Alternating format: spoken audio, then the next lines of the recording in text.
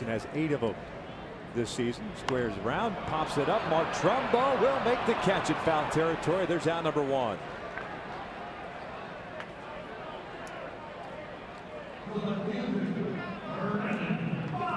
Well, those little things that are asked of you as a leadoff hitter. Try to get a bunt down, kind of, you see that with the angle of the bat, you're not going to be able to get that ball down. You got to keep the level bat. Be able to get that ball down on the infield grass. Instead pops it up and Trumbo reacts and makes the play.